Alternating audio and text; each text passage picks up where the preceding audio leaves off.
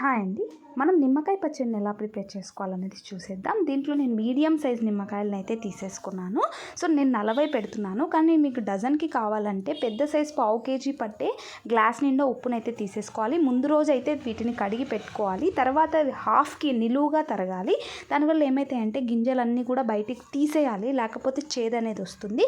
So అలా తీసేశాక చిన్న చిన్న పీసెస్ తీసుకొని మనం ఏదైతే పెట్టాలనుకుంటున్నామో ఆ బకెట్లో ఫస్ట్ కింద మనం ఏదైతే కొలుచుకున్న ఉప్పు ఉంటుందో దాన్ని వేసి మనం ముక్కల్ని దాంట్లో వేస్తూ పైకి కిందికి కలుపుతూ ఉండాలి.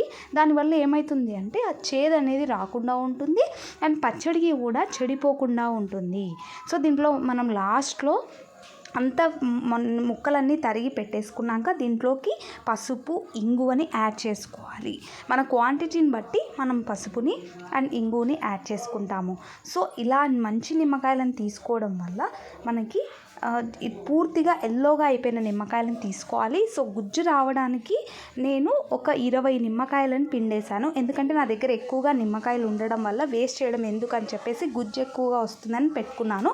మీరు డజన్ తీసుకుంటే 8 పెట్టేసి మిగతా 4ని పైన జ్యూస్ లాగా పిండినట్టయితే మీకు చూశారు కదా, నేను గరిటెతో ఎలా అయితే చూపిస్తున్నానో ఇలా మంచిగా మీకు వస్తుంది. తర్వాత లాస్ట్లో పైన ఉప్పుని అయితే మనం కొంచెం ఉప్పుని మిగిల్చుకొని పైన కొద్దిగా ఉప్పుని వేసి బాగా నీట్గా కలిపి ఒక 2 రోజుల పాటు కదిలీకుండా పక్కన పెట్టాలి. అలా అసలు కదిలీకుండా పెట్టినట్టయితే మీకు నిమ్మకాయ పచ్చడి అనేది అస్సలు చెడిపోదు, మంచి స్మెల్ వస్తుంది.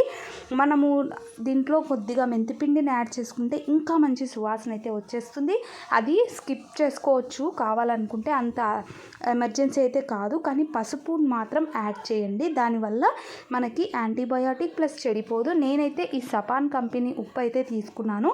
నాకు 40కి నాకు 3/4 ఉప్పు అయితే పట్టేసింది. అంటే కేజీ ప్యాకెట్లో కొద్దిగా మిగిలింది, ఎందుకంటే చాలా పుల్లగా ఉన్నాయి. మన పుల్లదనాన్ని బట్టి కూడా మనం ఉప్పునైతే పెంచుకుంటూ తగ్గించుకుంటూ ఉండాలి.